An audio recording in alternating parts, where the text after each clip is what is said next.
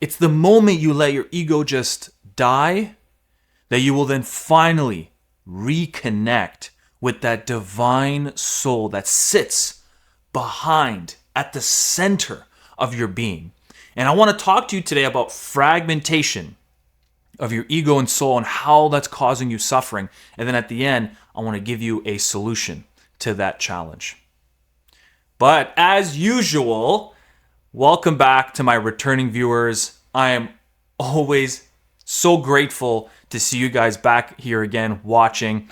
And if this is resonating and you're connecting to it, if you can subscribe, like, share, comment below, this so we can get out of that new channel phase and actually spread this to as many people who need it as possible.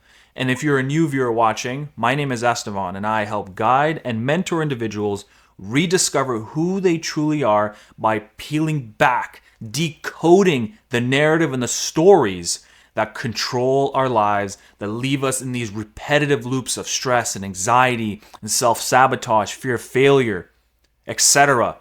that inadvertently, if we do not address, will dictate our destiny. So today's topic is fragmentation. What is fragmentation? What that essentially means is the ego, the I, essentially everything you identify with the self. I am this, I feel this. It's the I.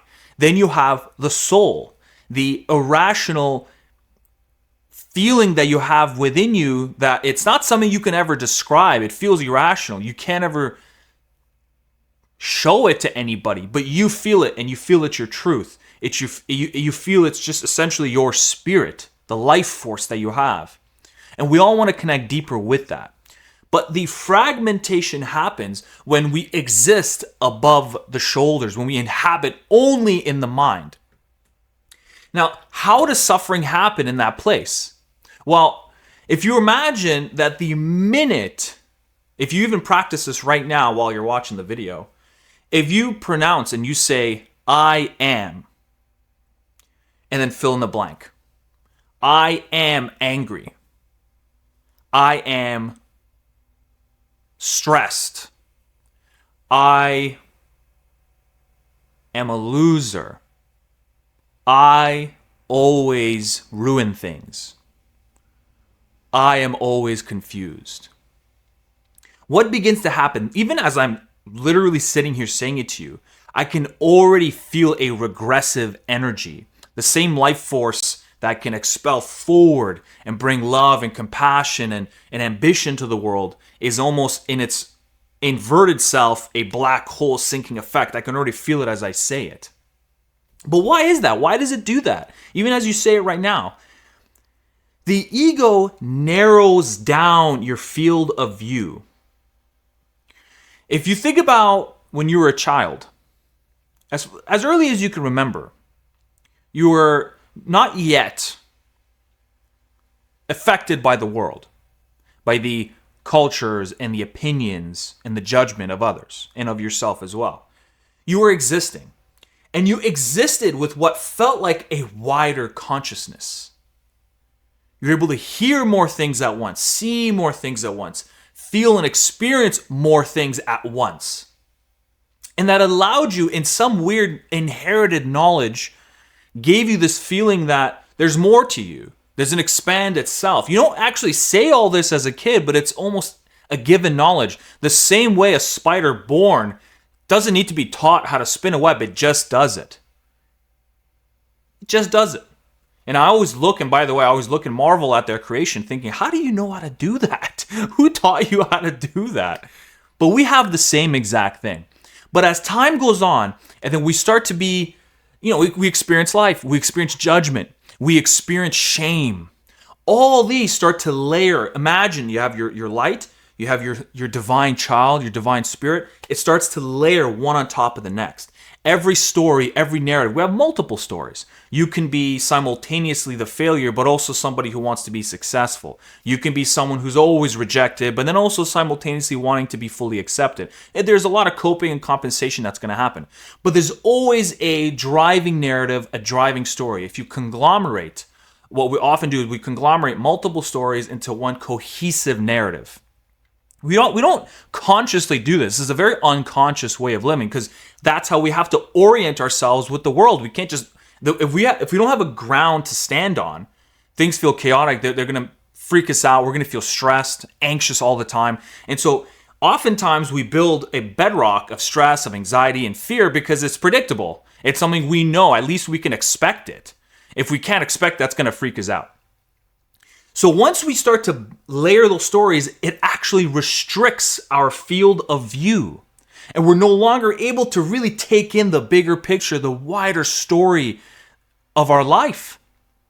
And over time, what begins to happen is when you start to experience things, you feel it is you. When you feel angry often, you say, I am angry. Over time, it becomes, I am an angry person.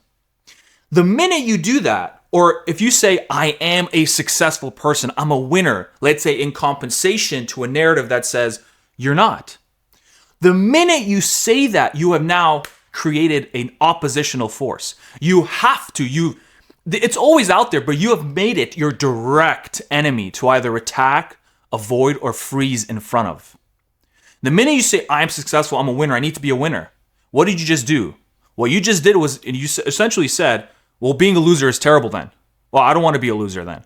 I don't want to be rejected. I want to be accepted. I want to be put into the circles of all these highly successful people or what have you.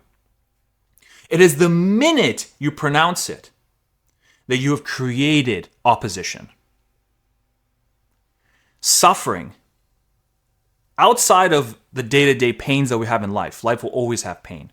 But suffering is internal friction, internal opposition, opposing stories, opposing thoughts. I like to think of it as vying for domination and control.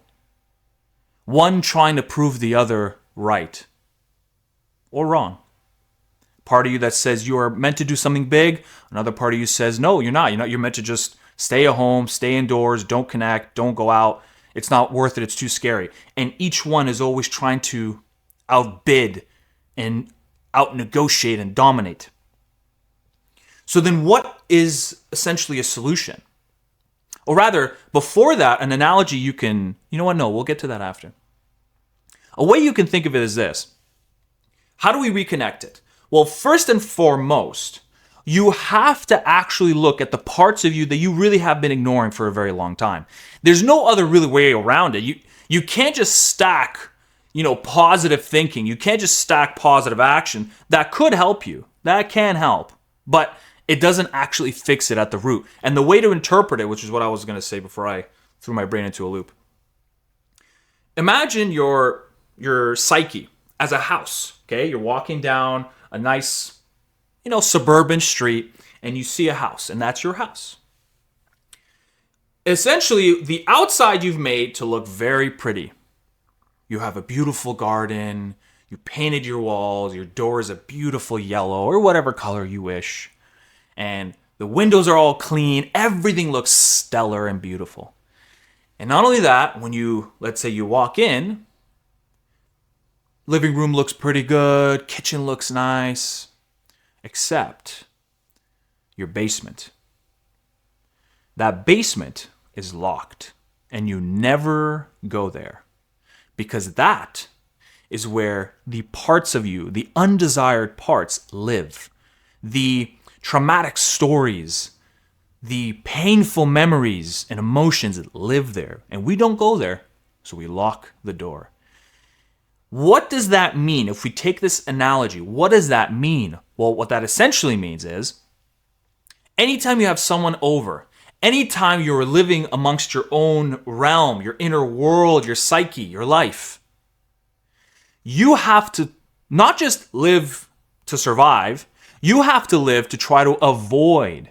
You have to avoid looking at that basement. You have to avoid people going into that basement. You're going to hear sounds coming out of it. You're going to hear rustling, and it's going to cause you fear and stress and anxiousness. And the only way out, no matter how many ways you remodel your home, it will not change it. You can get the biggest house in the world. You can get the greatest appliances, the best furniture. But until you open that basement door and walk down and see what's been lurking, you will forever be trapped in your mental prison. When you walk down, it might be frightening, it might be scary, it might be intimidating. But as I say in one of my guides, I have actually a brand new guide coming out on Monday. And it's gonna be really good. I worked on it for quite a while. If you want to actually get the email sent to you, or rather, if you want to get it sent to you, just click down below the first link, sign up to my mailing list. It's until you enter down with the hero stance, curiosity, adventure, love, compassion with a firm hand. That is your state when you enter in to the parts of you that are difficult to contend with, because we're going to feel sensitive about it. We're going to feel uncomfortable about it. So you don't want to enter in with rejection, denial, anger, disgust, or any of those things that restricts growth. But it's when you enter in and you observe and you allow it to play. You don't have to necessarily always accept everything, but oftentimes I say is be okay with it. Be okay with that in your presence. Because now let's imagine you do that every day. Every day you stretch your tolerance, you open that basement door, and you try to look at all the parts of you, the stories that have controlled your life, the stories that you've been trying to disprove by compensating and projecting and coping. If you're able to look at it and integrate it, bring it into yourself, what would that mean? What kind of freedom would you have? That now your house can be fully explored. And once fully explored, that narrow view that the ego provides will expand into a wider consciousness where you will see things holistically as both good and bad, and the yin and yang. You will see both in harmony. That you need both. You need the contrast. And staying at the center of that, the paradox zone, is where you will find integration, where you will find enlightenment. It's when you pick a side, you create an opposition, you made it an oppositional force to fight. But if you stay in the center, and that's a hard game to do, it really is.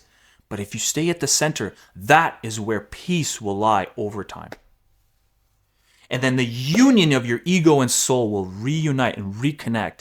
And you can that's peeling back the narrative. You're peeling back the story. You're getting a wider picture.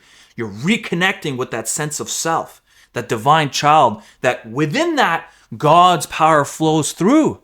The creative power, the days where you have these crazy ideas and amazing ambitions come to you from where? Where do they come from? I can never really pinpoint. I can never say with concrete evidence. But it's something that's a truth to me, and it's a truth that I've experienced with a lot of the clients I work with, especially the mentorship program that I have where I run them through for 90 days. It's God's power that flows through. And when it flows through, then everything starts to change in your life. That's where courage lies, where courage lies, compassion, love, experience, everything.